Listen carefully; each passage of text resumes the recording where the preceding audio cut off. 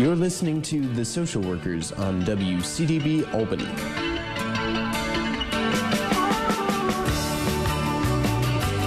Welcome to The Social Workers. I'm Kathryn Zox, your social worker with the microphone, and you are listening to us on WCDB FM, the University at Albany. Joining me this morning, as always, is Noah Bundy on the board. I feel great today. I just want to say, I got a decent amount of sleep last night and feeling really good. And you look it, too. Thank your you. face is animated. Your voice is animated. You were here on time, Noah, because our guest is already here, our first guest anyway. So I'm glad you're feeling good because I'm feeling good as well. Wonderful. Yeah, we've got a returning guest. You remember him, Robert Clancy. Mm-hmm. Robert is author of The Hitchhiker's Guide to the Soul. He is a local entrepreneur. Very successful professional speaker and author, lives in what we call Tech Valley in upstate New York. I guess we are part of Tech Valley. Co-founder and managing partner of the Spiral Design Studios, which, by the way, is one of the largest full-service graphic design and web development firms in the Northeast. But for Robert, that's not enough. He has, I don't know if this is a second career, but he does this in tandem with running his business. And his book, The Hitchhiker's Guide to the Soul, has led to a lot of new kinds of involvements, I guess. It's a collection of scenic views of volunteerism. So he's very much doing a lot of work in volunteerism. He's going to talk to us about that today. Welcome to the show again, Robert. How are you this morning? I'm outstanding, Kathryn, and I just want to give a shout out to Noah, too. It's great to talk to you guys again. Great to have you here. All right. So, Robert, as I understand it, since you've been here, a lot has happened. Since your book came out, The Hitchhiker's Guide, what are you up to? Well, I am now a proud part of author series that's put together by the Troy Music Hall. And there's three very prominent local authors in the first series, and there are so many here that we're connecting to, so there will be another one in the fall. But what this is three authors on three different nights. One coming up on March 6th at 7:30. The second one is Jackie Morris Kessler on April 3rd. And the final for the spring series is John Blowers, author of Life on Tilt, and he'll be there at 7:30 on May 1st. And this series is actually a community benefit. Each of us are doing something with the proceeds. My company, Spiral Design, has sponsored the entire series, so 100% of the proceeds go to different nonprofits or entities in the area. Congratulations. That is good work. Yes, and the first one is actually, I was so moved by the crash, as many of us are in our community on the Northway, of the students from Shannon Shaker that were affected by this, that I wanted all my proceeds to go to a scholarship in honor and memory of the students there, Chris Stewart and Deanna Rivers, because often people think, there's nothing I can do, and you feel at a loss when something like that happens. And I immediately was moved Monday morning after that crash to say, there is something I can do, and it's through this book, through speaking, and doing something in compassion. And I actually had a quote that I was inspired by, and it's I wrote this for my upcoming book, but it's, with every act of kindness you do, a seed of hope and love is planted that blooms forever in the garden of eternity. Yeah. Well, you are the inspiration for a lot of people. You have become the inspiration for a lot of people. And I think this example that you give of the crash that happened and I don't know if everyone's familiar with it, but it's something that I think about. It was just devastating. It happened a few months ago. And you're right. When something like that happens, and especially young people lose their lives, the first thing you think about, well, boy, I wish I could do something. And, I say I wish I could do something, and I haven't done anything about that, and you have. So what did you do, though, specifically? Because you are raising money and by doing what you do well and then donating it to the scholarship fund for these kids who died in the crash. Did you contact the families immediately, or how did that happen? I did. I actually contacted the principal at 7:30 a.m. on Monday following that weekend and reached out to him. And, I knew it was fresh. Things were happening, and it's going to be a while before, you're able to really do something. There's going to be a lot of community support. They're going to get overwhelmed. But now it's kind of critical. It's been, a few months, and I feel that people are now bracing for reality. They're kind of coming down off of, do people still care? And, they do, and I'm one of them. And it's being able to speak and take this positive message. So it does several things. One, raise awareness of the Art Center of Troy, the Troy Music Hall, as well as other local authors. But then, being able to do this benefit for a sports scholarship in memory and honor of these students. And that's one thing that I can do to give back.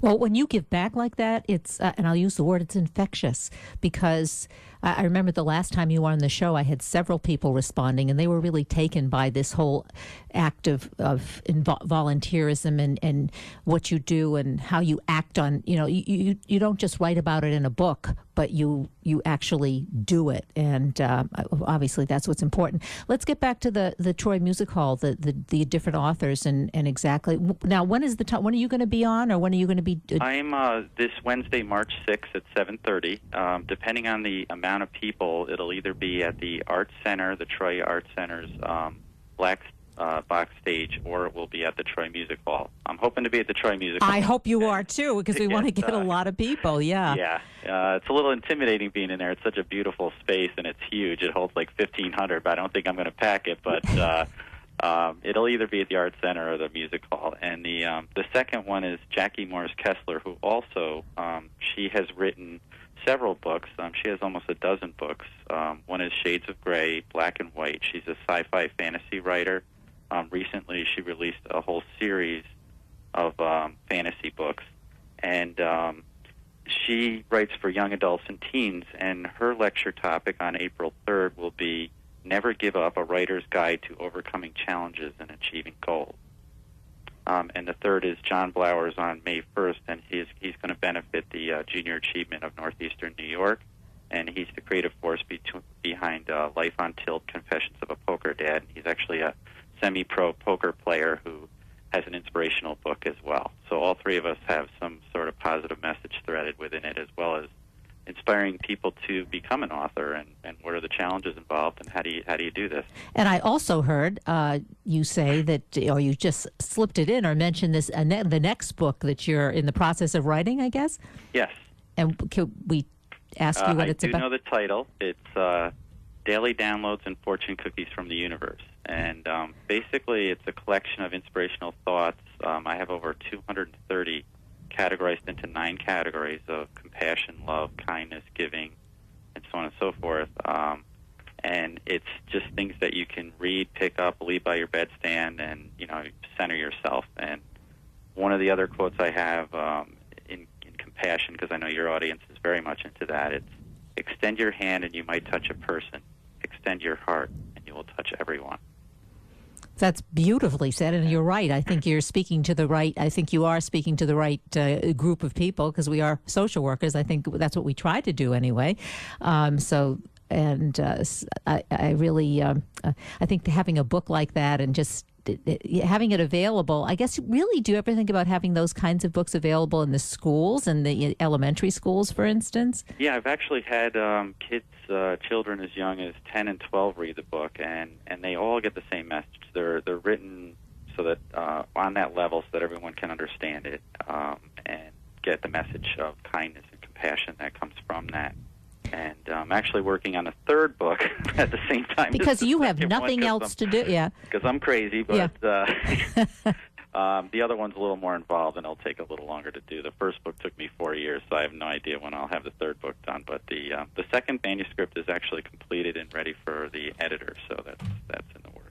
Robert, I have to ask you this again, and I'm sure I asked you this on the last time you were on the show, but how do you run a successful business, entrepreneurial business, and at the same time you're in the process of doing these lectures, of, I don't want to say random acts of kindness, and then writing 2 books at the same time, and then still be with your family?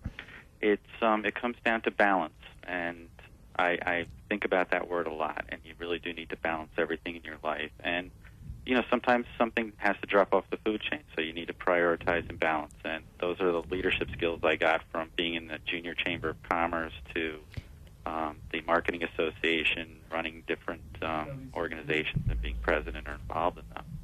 And it really does come down to that. Well, you're doing a fantastic job. We'll have to have we have to just have you on periodically. Our next guest is here. Yes. Yeah, seriously, to tell us, because you're always doing something, and it's always relevant to our community here in the Capital District. So good luck with the program at the Troy Music Hall. I hope you get thousands, and that you're not in the Art Center, but you are actually in the main hall, which I'm sure you will be. And the book that I know, of course, is The Hitchhiker's Guide to the Soul, but there are two more coming up. Robert Clancy, great having you on the show this morning. Well, thank you so much, and I look forward to speaking with you guys again. We'll speak again, yeah. Right. Okay, we're going to take a short break, and then our next guest coming up is Mahzarin Banaji, and she is co-authored the book Blindspot, Hidden Biases of Good People with Anthony Greenwald. I'm Kathryn Zox, your social worker with a microphone, and you're listening to the Social Workers Radio Talk Show at WCDB FM. We'll be back in a minute. I was coming home from choir practice, and they was trying to sing something. She was over there watching it, so I go, "You gotta pay to listen, lady." "My cat sounds better than you," I said, and he freaked. She had her nerve. "Let's hear one of your goody church songs if you're so good." "Okay," I said, "but y'all gotta sing it with me." "Well, go, girl." These kids, they just grew up a kicking and a scratching. They just need to know that someone cares. Well, I guess that's when we learned about harmony. Always Kids, helping you make a difference. Welcome back to the Social Workers on WCDB Albany. We're back. You're listening to the Social Workers Radio Talk Show at WCDB FM, University at Albany. I'm Kathryn Zox, your social worker with a microphone, and joining me this morning is author of Blindspot, Hidden Biases of Good People, Mahzarin Banaji. She co-authored this book with Anthony Greenwald, and we're going to be discussing, this is her latest book. She's a psychologist and a professor at Harvard University. Welcome to the show. Nice to have you on this morning. Good morning, Kathryn. Great to have you here. Thank you. Okay, so Blindspot, it's in the cover of your book. It says, "I know my own mind. I'm able to assess others in a fair and accurate way." But apparently this isn't true. And you and your co-author have explored the hidden biases we all carry from a lifetime of exposure to cultural attitudes about age, gender, race, ethnicity, religion, social class, sexuality, disability, and nationality. I'm a social worker. Social workers think that we don't have blind spots, that we're non-judgmental, that we're not biased, but apparently that's not true. Social workers are about the hardest audience to speak to, and for good reason. Social workers do God's work, and it is absolutely reasonable that they should sort of put themselves out of the fray and say, well, they are the ones who are biased out there, but that's not us. And I think that that's what each of us needs to remember, that in some way we're not equally biased. And in fact, it is quite possible that when we do certain kinds of work, that we actually lose certain biases. We might even gain certain biases. So imagine a social worker who works with the elderly.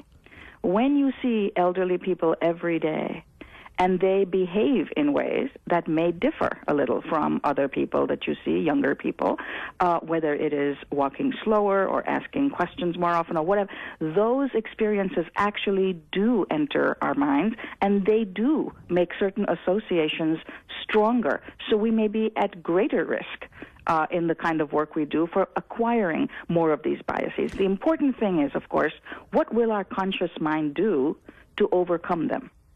So we're talking about, and that's a good example, working with the elderly, and maybe they walk slower and talk slower and have some memory losses. So you're saying what that can do to us, particularly as social workers or people in the field who deal with older people, it enhances our biases or our stereotypes of what we think old people act or should act like?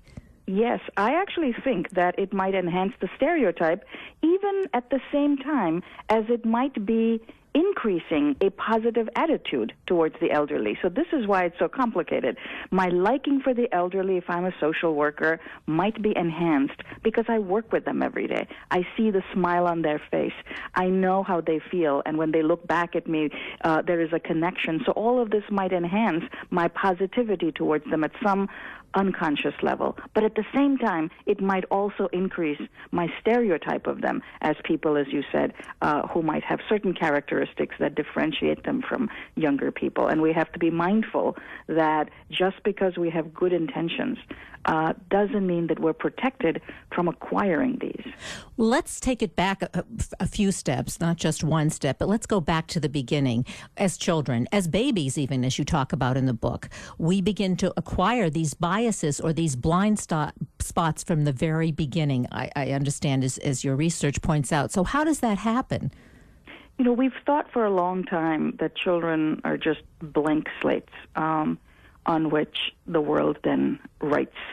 And it is true that babies are born without any of this specific knowledge, that neurosurgeons are more likely to be men, that nurses are more likely to be women. They know none of that. But what they do come with is a very strong predisposition to acquire such information extremely rapidly.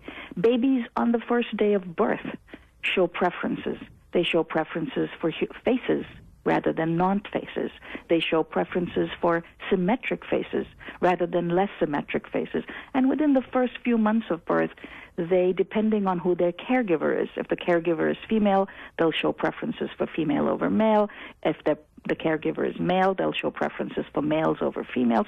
So very rapidly, they are using familiarity, similarity as rules for developing preferences. And so we ought not to think that this stuff comes in much later in life. The predisposition is there and the learning is happening, and it's based on some very simple rules like who is familiar to me, and that's reasonable. That's what babies need to know in order to survive, in order to move towards the people who might be safer for them to be with. So you talk about social mind bugs. How does that fit into the picture? So mind bugs is a name that we have borrowed from another domain. It was used by psychologists by the name of Kurt Van Len to describe the fairly systematic mistakes that young children make when they first learn to subtract. So when they have to learn how to carry a number, they make very systematic kinds of mistakes, and then they figure it out. And so we use this term mind bug to actually capture basic habits of thought, routines that we've picked up that create errors in the kinds of decisions that we might make. This happens in the way we see the world. It might happen in the way in which we reason about people. It might come up in the way in which we misremember certain things depending on what we might believe a person's group to be like. So let's put that in a context, an example, because I do like to give examples, like the example you gave of the elderly people and our biases towards them. How does that work in terms of the? Sure. Yeah.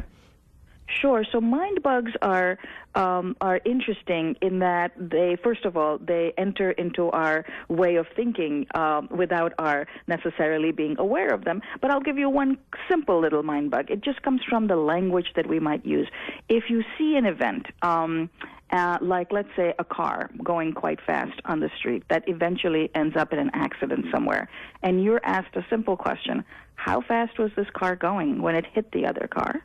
You'll get a certain kind of estimate from people. Let's say they'll say, I think it was going at 40 miles an hour. But if you ask the question of the same person by saying, how fast was that car going when it smashed into the other car? You'll get an estimate of something like 60 miles an hour. Now that's just an example of an ordinary mind bug where something like the word that we used recreated in our minds a certain kind of speed. That's quite different from the actual original experience that we saw, which should be the same. But the original experience doesn't matter. It's our memory getting transformed as a function of the question. So now let's take that and put it into a domain in which we might be interested. We've done studies in which we give people names of folks that we pull out of the phone book. And these are just ordinary names. Let's just take a name like Sebastian Weisdorf, which could be a name in the Albany phone book. And people read that name amongst many other names. And later, if we present that name among names of famous people, let's say presidents of the United States, famous football players, whatever, people are more likely to think that Sebastian Weisdorf is a famous person.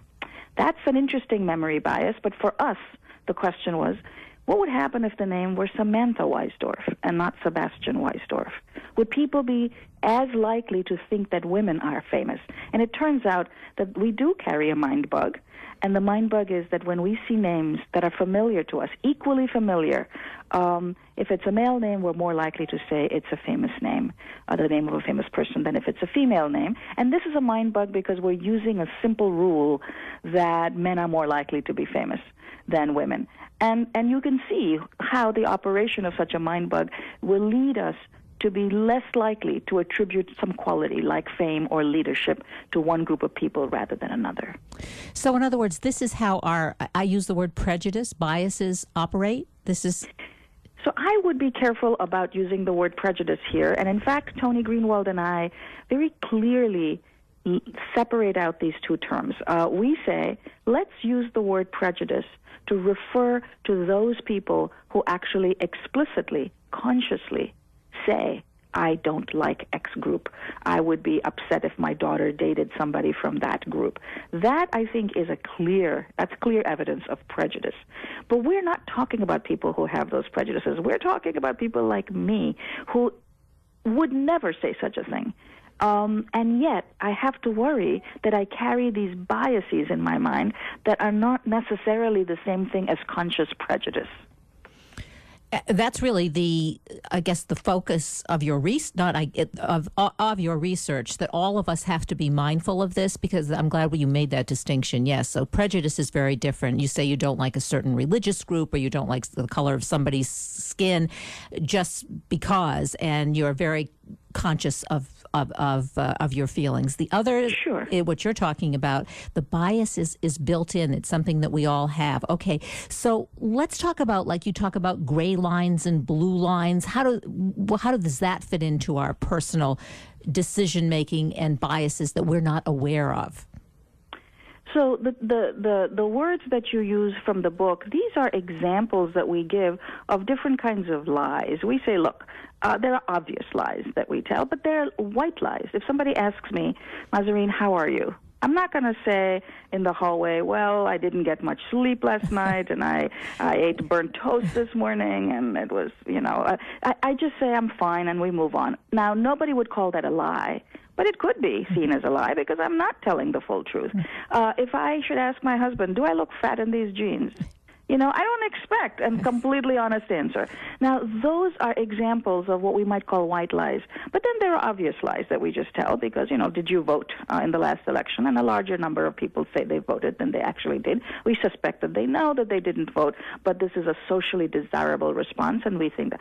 But we're not interested in those kinds of lies. We're interested in the things that we don't even know about ourselves, the stuff that lies in our blind spot. And this is why we use the word blind spot as a metaphor, because we all understand that it's very ordinary that all of us have in our eye a spot where if light falls there, information that's there is simply not going to be retrievable by us because the eye has a blind spot. Or we know that when we're in a car, there might be somebody in our blind spot that we might miss, and the consequences could be great. And we use that metaphor because we wish to demystify or make ordinary this idea that even things that we worry about a lot and we think of as the domain of morality, how good a person am I, that these kinds of mistakes we make might happen because of an inability to know what's in our minds. Again, give us an example of that, because why is it important to us in our everyday life? Listeners who are listening right now will say, okay, so how does that fit? What should I be doing given this research? Yeah, the first thing I would say to your listeners is, look, there might be biases they all have that they need not change. So, if I like the Red Sox over the Yankees, that's a perfectly fine bias for me to have. It's absolutely a bias, but it's one that I consciously endorse. It's one that I have thought about, and having thought about it, I continue to feel that I wish to prefer my own sports team compared to the rival. So first of all, the thing to remember is not all biases are bad. It all depends on whether your intentions and your behavior, your intentions and your biases match up. And what we're interested in are the ones where they don't. I believe that I wish to be an egalitarian person. I want to be able to select a man or a woman for a job in my lab equally depending on their skills, depending on their competence. But the data show, and in fact a very recent study showed, that in labs like mine, in biology departments, given equal credentials, people, both men and women, tend to select the less optimal candidate who's a man over the more competent candidate who's a woman. Well, that is a bias that I don't wish to have for a few reasons. First, I just think it's wrong for me as a person to pick somebody worse for my lab than somebody who's better. That's not a good thing for my science. But second, I also am upset that I, who am an egalitarian, might do such a thing. So for many reasons, self-interest being the primary one, I wish to erase these biases from my mind. And I know that that's going to be very hard to do because they have accumulated there over long periods of time. And the culture is constantly reinforcing the same old patterns.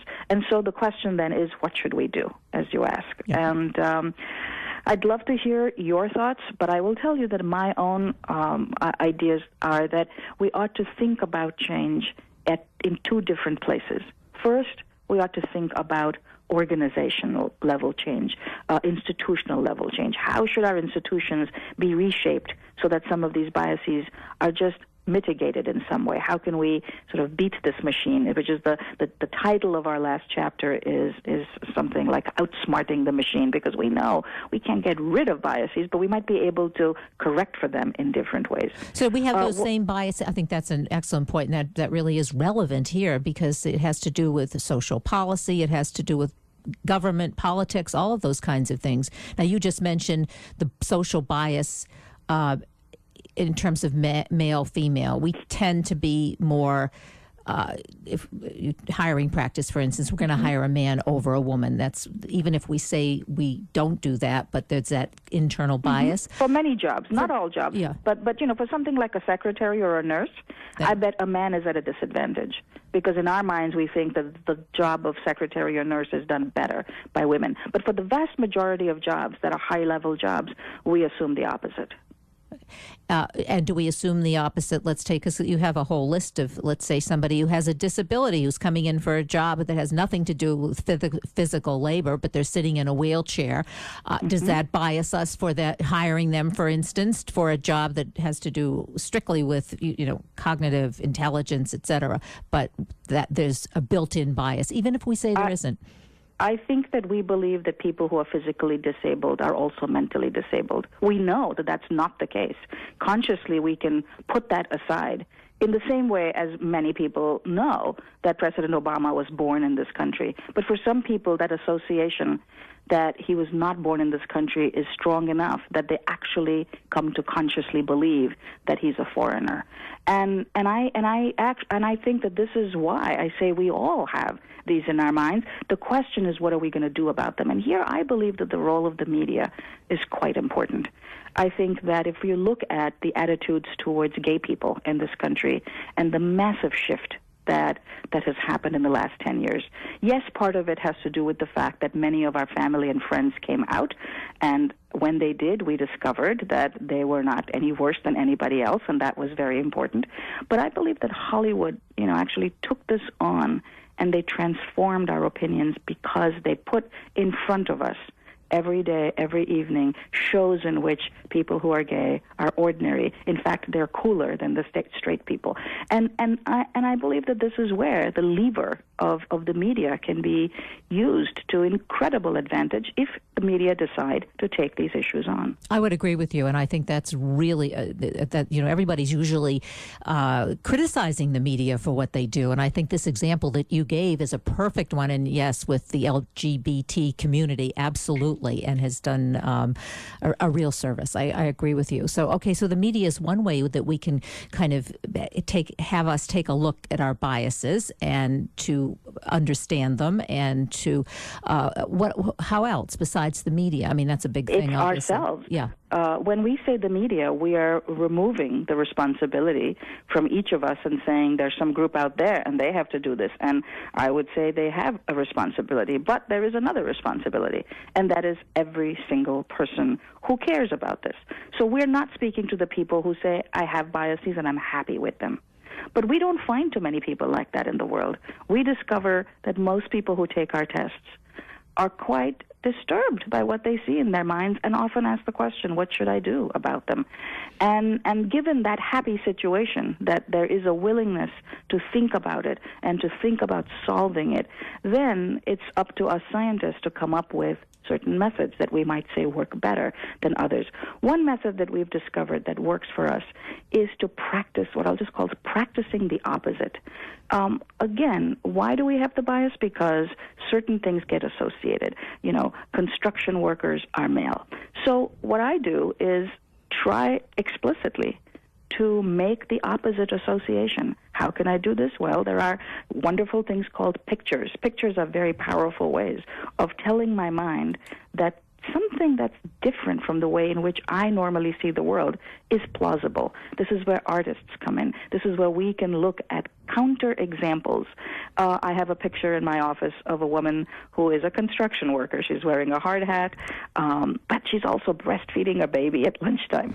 Now, that picture pulls apart an existing stereotype in so many different ways that it's my hope that when I see the opposite of the standard way in which things are done, that the next time a young woman walks into my office with some brilliant idea about my science, that I won't set it aside as easily, that I might say, I should listen to that, because in my mind, people who look like her or speak in a higher register or in a Valley Girl-like voice, I will not be distracted by those superficial qualities because I'm training my mind every day to think in some way about the opposite of the way things are. Well, I like that example, but maybe we should go back a little because you kind of threw this in, but there is a test that you have developed that helps us to understand or to recognize our biases. So first we have to do that, and let's talk about the test for a minute, and then we have as you say, the opportunity to use photographs like you do to help us so that we don't continue with these biases. But so what's the test? Is this a test that we can all administer to ourselves, or how does that work? The test is absolutely one that you can administer to yourself, and the test actually doesn't take much time. It'll take you about 4 minutes. The test was invented in the mid-1990s by my collaborator, Tony Greenwald, and it works in a very simple way. The assumption in the test is that if two pieces of information have repeatedly come to be associated in our minds, then of course we'll put them together more quickly. Boston plus Red Sox, that goes together much better in our minds than Boston and Yankees would. That's just ordinary. Everybody understands that. Nobody would question that. But we took it a step further and we said, if that's the case, then black and good are going to be harder to associate than black and bad, because in our culture, black and bad have come to be repeatedly associated. Let's now test that. So in this test, you would see faces of people who are dark-skinned and light-skinned, and the test obliges you to rapidly associate black faces with bad words and white faces with good words, words like love and peace on the good side, or words like devil and bomb and war and things like that on the other side. And it turns out that most of us, most white Americans, Asian Americans, are able to very quickly do this when they have to pair white with good and black with bad. But when we have to change that association, and we are obliged now to try to associate good things with African Americans and bad things with white Americans, we can't do that. Our minds slow down, we make more mistakes, and that's what the test on the website, and anybody can go to the website. It's implicit.harvard.edu. You can take one of many different tests about disability, about people who are tall versus short, people who are slightly overweight or normal or average weight, or you can look at race, you can look at gender tests, you can look at age. Age is a very important one. It's the test on which we see some of the strongest biases, in which we massively favor young people over the elderly by easily associating good things with young and bad things with the elderly. And you'll be interested to know that the elderly themselves show an anti-elderly bias. This is something that, of course, with the aging population, obviously the baby boomers, but even people who are older. I have a mother who's in her 80s, and she is graduated from Smith College, went to Columbia University, and because she's in her 80s, she is constantly, every day, no matter who it is, whether it's at the grocery store or she's buying something in a retail store, age discrimination. They make the assumption that because she's older, she's not smart and that she's lost her mind. And I'll just give you an example of that, the age discrimination. She was at her doctor's, and I guess there was a test had come back, and the nurse was reading her the results of the test, and it wasn't really very scientific, but she was reading it to her, and my mother had to say to the nurse, you know, I can read. And I had a very similar experience. I have a mother who's incredibly talented, was born and raised in India, and when she was visiting me here in the U.S., I took her for a hearing aid test because she can't hear. And the woman said, your mother can't hear at all. And I said, no, she doesn't understand your accent. Let me read the words to her. And we had a completely different test result because the woman just said, your mother can't hear. And never for a moment thought it might be culture, it might be something else. Exactly. Yeah, so those are good examples. All right, so I mean, those are the personal examples, and but getting back to the test. All right, so we can go online, we can take the test, and then what do we do? You started to mention photographs is one way. I mean, to help us to get over our biases. First, when we understand how we are biased or what we're biased about, or so then what else can we do? You know, most people ask exactly that question, what else can we do? And one of the things I might say is, could it be a good idea to just slow down and think hard about where it's coming from and what this level of awareness might mean? We undermine, I think, the importance of awareness in this case. I'll give you an example again of, people take our tests, and most people are intrigued by them enough that they take multiple tests. But there are also some people, and who can blame them, who are annoyed at the test. I mean, here I am, let's say, a good person who knows that, she's egalitarian and has done really important things for women or for whatever group that she cares about. And then all of a sudden, here we are, some professors who put a test up there, and we say, you have a moderate bias against, African American. That can't be an easy, an easy result to deal with. And so we often will have people who will say to us, your test was a stupid test. How could you say this?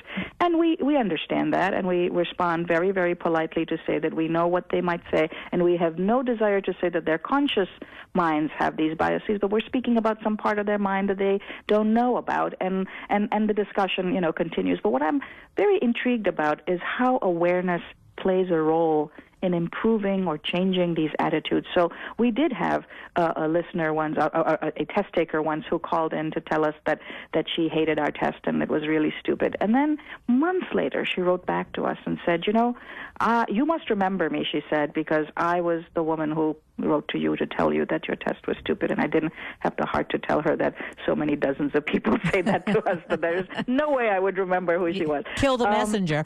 Exactly. However, here was her story. She said she moved to a new city and she had to pick a new doctor from her. The HMO gave her a bunch of options, and she looked at the list, and there were several white doctors, one black doctor. She put the black doctor aside, looked at the white doctors, and picked one, and discovered later, before she made her choice happily, that it was the black doctor who actually had the expertise that she needed for her disease. And she said, in that moment, I became aware that maybe that's what I'd called your stupid test was trying to tell me.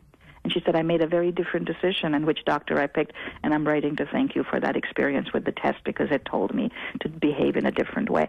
So this is very encouraging to me, right, that some woman who took a test, did not like the result, set it aside, months later in a different situation encounters something. But this is the power of our conscious minds. Human beings have this thing called consciousness, and we can use it to great advantage. We can decide that we want to change things the way we wish to. And this is why we are not good at legislating what people ought to do. That is not the job of our test. The job of our test is to hold a mirror up to people and let them see something about themselves that is not pretty, and then they can choose, depending on their inclinations, what they wish to do. Well, maybe there should be a piece on the website that says, because I think, I know as a social worker, I confront this a lot, that people, when they take those kinds of tests or they see something in themselves that they don't like, they do tend to resist. There is that initial response of like, well, there's something wrong with the test. There's something wrong with the person who created the test. As you say, this is a stupid test. And it takes some distance sometimes because you don't want to accept that in yourself. So maybe a little asterisk. So I did that. When I first took the test, I said, something screwed up with this test. It can't be me. It's a very reasonable response. But, and this was somebody who has been working on tests like this for a long while. And so it's a completely reasonable response. But that's where I think it's how the material is presented that's important. And I think at the website we go to, we go through lots of FAQs. Does this test mean that I'm a bad person? Does this mean I'm prejudiced? No, it does not, and so on. So we try to do that. But the book is going to be interesting because the way the book is set up, I believe, much more so than the website, it walks the reader through a lot of these assumptions that underlie the test.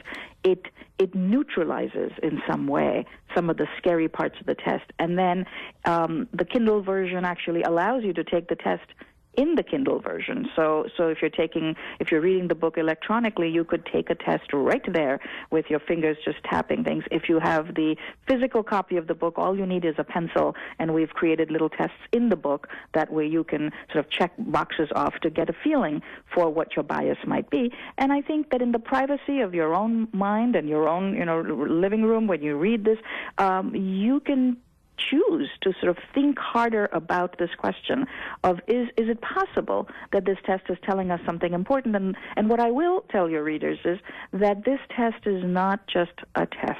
It predicts how people behave. So I will, there's a test that was given to social workers. In fact, people who worked with people who were addicts. And the test measured just how favorably these social workers felt about addicts. And while nobody feels favorably, it turns out that there's variation. Some of us are much more sympathetic than others, and the test picks up a certain unconscious association that we have in our minds between addicts and good and addicts and bad. And they found that the social workers who had a stronger addict plus bad association are also the ones who are much more likely to drop out of the field and stop, doing the job that they were doing and so on. So we know that the test result is not just a number that we get, but it actually shapes the choices that we make in our lives, and it might be important for us to know this in the same way as we want to know what our level of hypertension is. We don't know that. I don't claim to know the pressure of my blood, but I know that there is a little device that I can strap on at home to my wrist, and it'll spit out 2 numbers, and those numbers could be life-saving.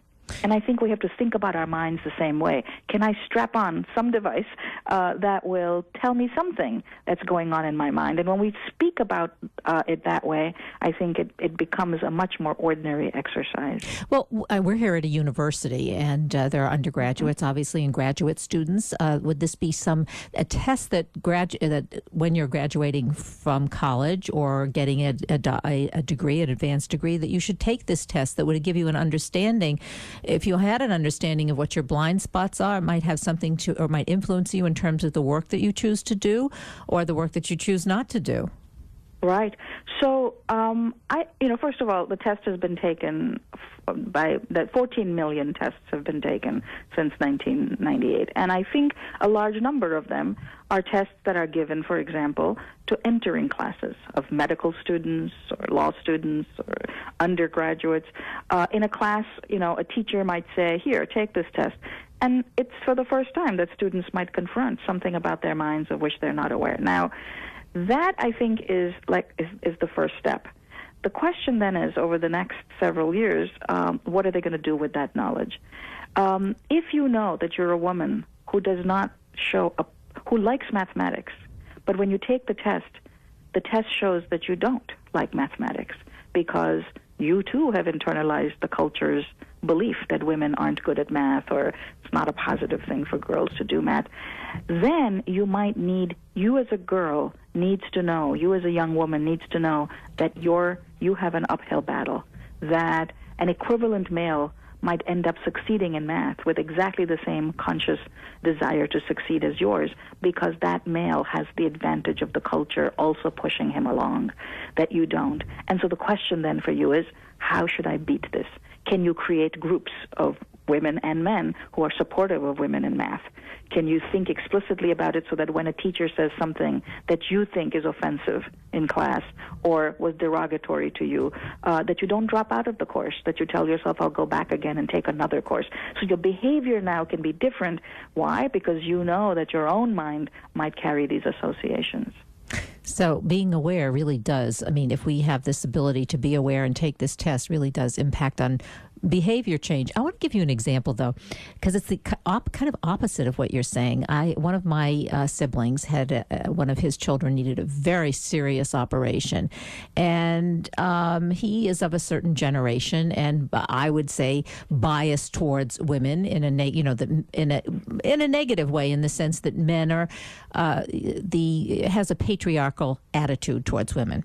But when it came to finding the best surgeon for his son's operation, he chose the best surgeon, and the best surgeon was a woman. And I was really, to be honest, very surprised. So to me, he went against his biases. Yeah. And, yeah. Yeah, I think that's a great example, because I bet he did that because he was aware of his bias against women.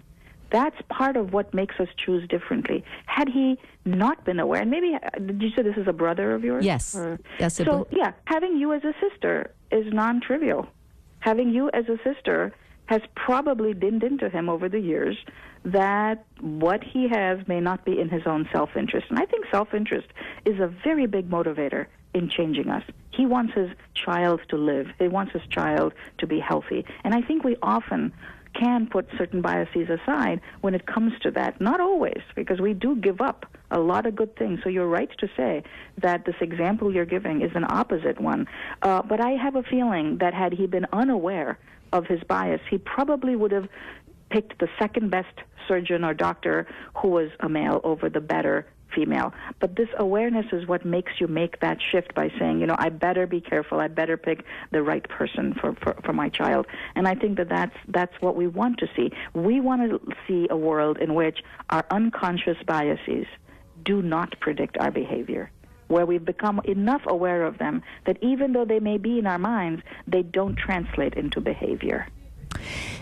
So, Professor, how can we use this? We've been talking about the test, for instance, and becoming aware in graduate school or undergraduate school. How do we start so that we perhaps don't get to the point where we have these blind spots? Because they start, as you say, when we're infants. It's very subtle. It's insidious.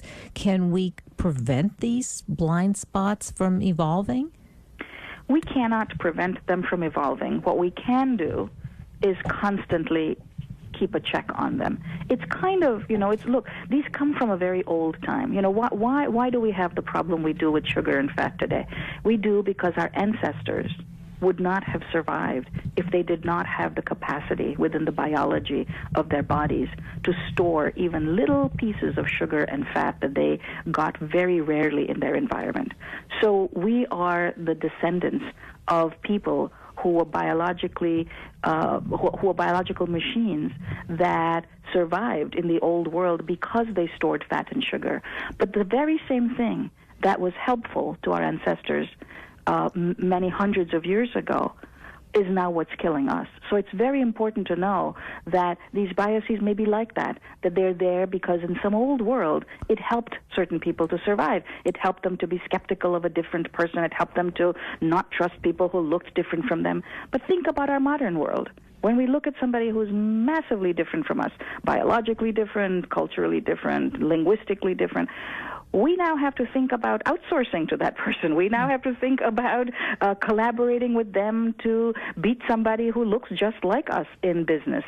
Now, I think the smart person recognizes that, and I will be honest, I think the private sector gets this. They realize that diversity is crucial the success of their business. Yeah. Diversity is what makes us strong. Yeah, and we seem to understand that in other domains. I've been actually mulling this over.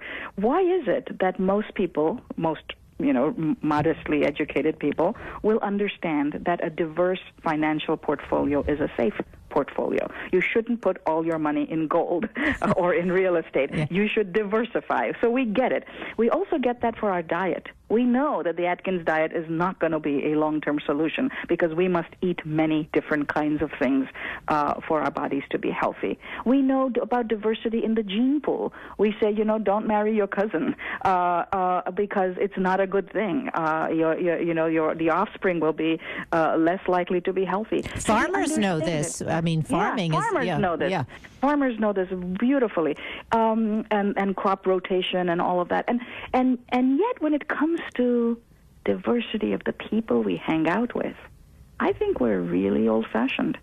I mean, this is why I think racial attitudes, even though they're changing at some conscious level, have really not changed. A 6-year-old child and of an adult show the same race bias in the United States, and I think it's because we live such segregated lives that we're simply not people who sit across from each other and have a meal together very often. And those are the kinds of changes in the actual diversity of the daily experience we have that's going to be important. Yeah, I agree with you. And I think when one becomes you're biased until you actually maybe are confronted. Well, people who are biased against somebody of a certain religion, and then they become very close to a coworker who is of that religion, and they'll say, well, I don't like that, I might not like somebody of that religion, but so-and-so is different. Well, so-and-so isn't different. Or your next door neighbor is gay. Well, he's really nice, but and then there's the but. Yeah, psychologists have a name for this. Yes. It's called subtyping. What you do is you put that person in a little separate package, and you say they're different. I cannot tell you the number of times I've been told that you are not like other Indians, and it's an offensive thing, and to hear, because that you are just as much like an Indian as almost anybody else is. Well, I'm Jewish, and I've been told, well, you're not really like, you from New York, well, you're not really like New York Jews, but you're Jewish. Yep. Well, I am Jewish. Yeah. No, this is. I mean, and I think people now know that that's not okay to say, but still, it's not. It's still, I'm sure, what they will think, and this is partly why I'm interested in people who are what we would call conservative on the political spectrum, because they're more likely to just say those things. They're more likely, actually, to have their conscious and their unconscious linked up. Whereas I think in the liberal mind, we have kind of opted out of the bad group. We think we're the good ones, but there's somewhere there, below the Mason-Dixon line, lie the people who are truly prejudiced. And I think it's time to give up that way of thinking and start looking at every single one of us. Yeah, how do we do that? I have to admit, I'm thinking about what you're saying. I mean, I'm somewhat biased, I guess you would say, because I do think that way. I'm from the liberal Northeast. I'm from New York. We think very differently than those people in Mississippi and Arkansas and Alabama. Yeah, and I actually think that in some ways we absolutely are different. There is no question about that. Red and blue states think differently, and the data show something that liberals should like, and that is that if you line up people who say I'm strongly liberal all the way to people who say I'm strongly conservative, and then we look at their biases on our tests, liberals overall do score with lower bias on the test than conservatives do. So there is some connection there, and what it might be is that, liberals lead certain daily lives that might allow them to practice certain things that might also be relevant in reducing bias and so on. But what I want to point out is the more important result here is that the disparity between what we say and what we do is actually quite strong in liberals, because liberals are really far from the aspirations that they have for themselves on these kinds of tests, and so liberals are not off the hook in that way. So give us an example. Yeah, I'd like to. I'll give you an example. Yeah. I'll give you an example of just what a New England bias might look like. I was aghast at my own behavior when the tsunami hit Japan. It took me 15 seconds to write an email to my colleague in Japan and to say to him, how are you? Are your kids okay? Do you guys want to come and spend some time with us? Do you want to get away from Japan? So I wrote a check to the Red Cross, and so on and so forth. Everything happened automatically. I didn't have to think, should I do this? My fingers just moved to the keyboard. I wrote, I called, I did all of that. And then I realized that and I can't even remember, but about a couple of years ago, when there was a terrible hurricane that hit the southern part of the United States, a week had gone by, and I hadn't given it much thought. It was as if that part of the world mattered less to me. And I had to consciously ask myself, how could you do that? And I had to make myself write a check, and I had to make sure that I did some of the same things. But I have no friends there, and so I have to do these things. And one of the things that the book raises that maybe your listeners will be interested in thinking about, because it's a very hard question. The question is it possible that in our modern world, we don't discriminate by harming people from the other group? We don't go across town and burn down the churches of people who are different from us in denomination. We just don't do that anymore. But the way in which we might discriminate in our modern minds is by helping the in-group, by helping people who are just like ourselves. And that's a very hard question to ponder, because helping is a very good thing. We should help people. And who are we going to help if not the people who are around us? But I think that this is something to think about, whether we want in our future lives to mainly restrict our helping to those who are near us. Because if we do that, then I do believe that discrimination will continue for a lot longer, and we will continue to say, why isn't it changing? I think that's a good thought. We have only a couple minutes left, and I'd like to leave us on that thought. It has really been a pleasure talking to you today. I mean, there's just so much to think about, and also I want to make sure that the listeners also know Blindspot, Hidden Biases of Good People, that where they can get the book obviously online and take that test. And I hope I'm pronouncing your name right, Mahzarin? You did. You got it just perfectly. All right, good. So, they can take let's reiterate, where can they take the test? The test can be taken at a website. It's very easy to remember. You have to just remember the word implicit, meaning the opposite of explicit. So implicit, IMPLICIT, .harvard.edu. You can take the test there. You can visit a website that's devoted to the book, and the website is called spottheblindspot.com.